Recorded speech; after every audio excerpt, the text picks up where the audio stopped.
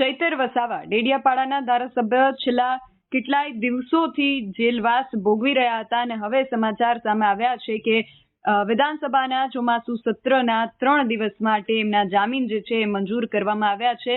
આ બાબતને લઈને આપણે ચર્ચા કરીએ આમ આદમી પાર્ટીના નેતા રાજુભાઈ કરપડા સાથે.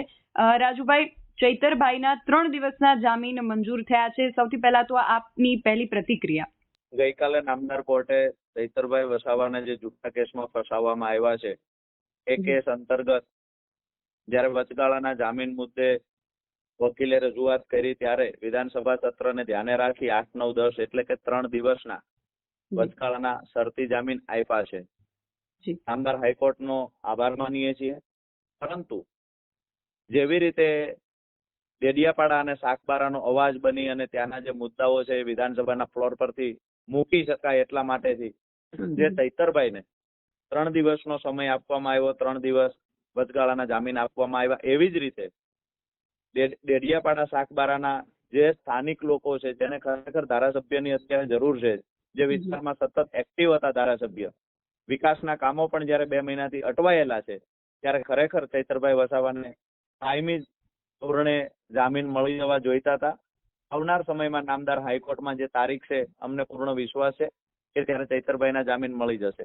આજે BS9ના માધ્યમથી એક દુર્ભાગ્યપૂર્ણ અને દુઃખ સાથે એક વાત ચોક્કસથી કહીશ કે જુઠ્ઠા કેસમાં ફસાવવા માટેથી ક્યાંક ને ક્યાંક અધિકારીઓ દ્વારા, તપાસ કરનાર અધિકારીઓ દ્વારા કમલમમાંથી જે આદેશો છૂટ્યા અને ભાજપનો હાથો બની અને ક્યાંક ને ક્યાંક ચૈતરભાઈને ફસાવવા માટે ખોટા પુરાવાઓ ઉભા કરવાની કોશિશ કરવામાં આવી.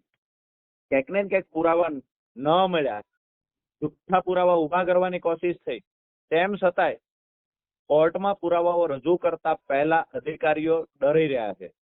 ચૈતરભાઈની સામે જ્યારે કોર્ટમાં હિયરિંગ થાય છે, દલીલો કરવાની વાત આવે છે, ત્યારે સરકાર તરફથી તપાસ કરનાર અધિકારી મેદાન છોડીને ભાગી રહ્યા છે.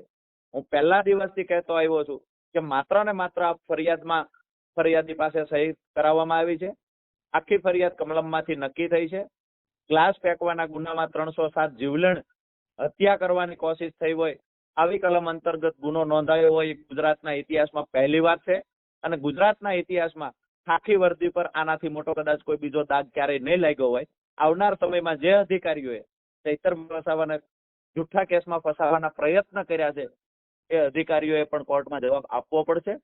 ચૈતરભાઈ વસાવાને નામદાર હાઈકોર્ટમાં કાયમી જામીન મળી જાય એ અપેક્ષા સાથે આશા છે અમને કે નામદાર હાઈકોર્ટમાં જામીન પણ મળી જશે. અને આવનાર સમયમાં જે આદિવાસી સમાજ, માત્ર આદિવાસી સમાજ માટે નહીં, તમામ ગુજરાતના લોકો માટે ચૈતરભાઈ મજબૂતાઈથી લડ્યા છે.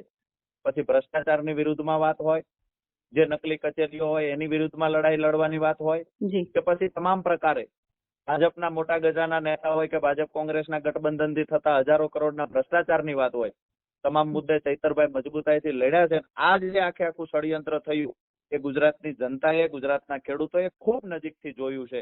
ચોક્કસથી આવનાર ચૂંટણીઓમાં ચૈતરભાઈ વિરુદ્ધમાં જે ષડયંત્ર તૈયાર થયું છે, આ ષડયંત્રનો જવાબ ભારતીય જનતા પાર્ટીને ગુજરાતની જનતા આપશે. અને રાજુભાઈ, ડેડિયાપાડાના ધારાસભ્ય છે ચૈતરભાઈ વસાવા અને 3 દિવસ માટે એમને ચોમાસુ સત્રમાં હાજર થઈ શકે અને ડેડિયાપાડાના જે પ્રશ્નો છે એ વિધાનસભામાં રજૂ કરી શકે એટલા માટે જામીન મંજૂર થયા છે. પણ 3 દિવસ પૂરતા એ વિધાનસભામાં જઈ શકશે, પણ ડેડિયાપાડામાં શું પ્રશ્નો છે, શું સમસ્યાઓ છે, એ એક ધારાસભ્ય તરીકે એની વિગતો એ કઈ રીતે મેળવશે? એમની પાસે વિગતો હશે તો એ વિધાનસભામાં રજૂ કરશે. વિગતો તો ચૈતરભાઈને ડેડિયાપાડા સાગબારાની ટોટલી વિગતો એમની પાસે ઓલરેડી છે. એમની એક ટીમ છે, એ પણ મજબૂતાઈથી કામ કરે છે. પણ માત્ર ચૈતરભાઈ વિધાનસભામાં જઈ શકે, પોતાના વિસ્તારમાં ન રહી શકે, આના માટેનું તો એક ષડયંત્ર છે. ષડયંત્ર એ છે કે ચૈતરભાઈ જેલમાં ગયા પછી ક્યાંક ને ક્યાંક ભ્રષ્ટાચારીઓએ જોરશોરથી કામની શરૂઆત કરી દીધી છે. ચૈતરભાઈ હતા તો ભ્રષ્ટાચારીઓમાં ડર હતો કે અમારો ભ્રષ્ટાચાર ઉજાગર થશે. લાખો કરોડો રૂપિયાના કૌભાંડો ત્યાં થાય છે. અધિકારીઓ, ભાજપના નેતાઓ અને અમુક કોંગ્રેસના નેતાઓ સાથે મળીને તમામ પ્રકારના કાંડ કરી રહ્યા છે. એટલે કે ક્યાંક ને ક્યાંક ભાજપના નેતા ઈચ્છે છે કે ચૈતરભાઈ વધારે સમય જેલમાં રહેવા જોઈએ. એનો હાથો બનીને તપાસ કરનાર અધિકારીઓ, જે પોલીસની ટૂંકમાં જેને કાયદો વ્યવસ્થા સાચવવા માટે, જેને બંધારણની રક્ષા કરવા માટે ખાખી વર્દી પહેરી છે, એ રક્ષક પોતે ભક્ષક બની રાજકીય હાથો બની કામ કરી રહ્યા છે. જેના કારણે ક્યાંક ને ક્યાંક કોર્ટમાં વારંવાર મુદતો માંગી, કાં તો સરકારી વકીલ બદલવાની વાત આવે, કાં તો તપાસ અધૂરી છે વધારે તપાસ માટે સમય માંગવાની વાત આવે. અરે ઘટના પ્રાંત અધિકારીની ઓફિસમાં બની છે, તપાસ કરનાર અધિકારીમાં તાકાત હોય, પ્રમાણિકતા હોય તો ખરેખર સીસીટીવી ફૂટેજ સામે લાવવા જોઈએ. ચપ્પલ ચોરીનો કોઈ આરોપી હોય છે જેને ચપ્પલ ચોર્યા હોય છે મંદિરમાંથી, એના સીસીટીવી ફૂટેજ પ્રેસ કોન્ફરન્સ કરીને સામે લાવે છે પોલીસ. આ તો આવડો મોટી ઘટના છે, ધારાસભ્યને અંદર કરવામાં આવ્યા છે. ખરેખર ગ્લાસ ચૈતરભાઈએ ગ્લાસ ફેંક્યો છે તો પછી પોલીસે સીસીટીવી ફૂટેજ સામે લાવવા જોઈએ. અમને જાણવા મળ્યું આરટીઆઈ ની માહિતી દ્વારા કે ડીવીઆર જે હતું ત્યાં સીસીટીવી નું એ પણ ક્યાંક ને ક્યાંક પોલીસ દ્વારા કબજે લેવામાં આવ્યું છે. હજુ સુધી નથી કોર્ટમાં રજૂ કરવામાં આવ્યું. FSL ના બહાને ક્યાંક ને ક્યાંક એમાં પણ છેડછાડ થવાની હોય આવી અમને પૂર્ણ શંકા છે. માત્ર વાત એટલી છે કે ચૈતરભાઈને જેલમાં રાખવા માટે થઈને આયોજન પૂર્વક થયેલું ષડયંત્ર છે, પણ ડબલ તાકાતથી ચૈતરભાઈ બહાર છે અને જેટલા પણ ભ્રષ્ટાચારી નેતાઓ છે આ નેતાઓને આવનાર સમયમાં ખુલ્લા પાડશે. જે અધિકારીઓએ ભાજપનો હાથો બનીને કામ કર્યું છે એ અધિકારીઓને કોર્ટમાં ઢસડી દેવામાં આવશે. જી. અને રાજુભાઈ, જે રીતે આમ આદમી પાર્ટીના કાર્યકર્તા છે પિયુષભાઈ પટેલ, એ પણ છેલ્લા કેટલાય દિવસોથી પ્રશ્ન ઉઠાવી રહ્યા છે કે દેવાયત ખબરના જો જામીન મંજૂર થઈ શકતા હોય, તેમની સામે આટલા મજબૂત પુરાવા હોવા છતાં એમના જામીન મંજૂર થતા હોય તો ચૈતરભાઈ વસાવાના જામીન મંજૂર થવા માટે આટલો સમય કેમ? એ તો કોર્ટનો વિષય છે. એમાં જે થયું આમાં સીધી વાત એ છે, કોઈની મુદ્દાની વાત તો એ પણ છે. એવી જ રીતે એક બીજો વિષય છે આ જ વિસ્તારનો કે જેમાં નીચેની કોર્ટને જામીન આપવાની સત્તા નથી, તેમ છતાં બચુભાઈ ખાબડના દીકરાઓને 2500 કરોડ રૂપિયાના કૌભાંડમાં નીચેની કોર્ટે જામીન આપી દીધા છે. મહત્વની વાત એ છે કે ગ્લાસ ફેંકવાના ગુનામાં 307, આ તો ઐતિહાસિક ઘટના ઘટી ગઈ. ગ્લાસ ફેંકો, એ ગ્લાસ માથામાં વાગ્યો હોત તો આ કેવડા અનુમાન લગાવવામાં આવ્યા. ગ્લાસ માથામાં વાગ્યો હોત તો સમયસર હોસ્પિટલ ન પહોંચ્યા હોત તો સંજયભાઈ જે ફરિયાદી છે એને હેમરેજ થઈ જાત અને હેમરેજ અતિ ગંભીર થઈ જાત તો સંજયભાઈ નું હોસ્પિટલ પહોંચ્યા પહેલા કદાચ અવસાન થઈ જાત.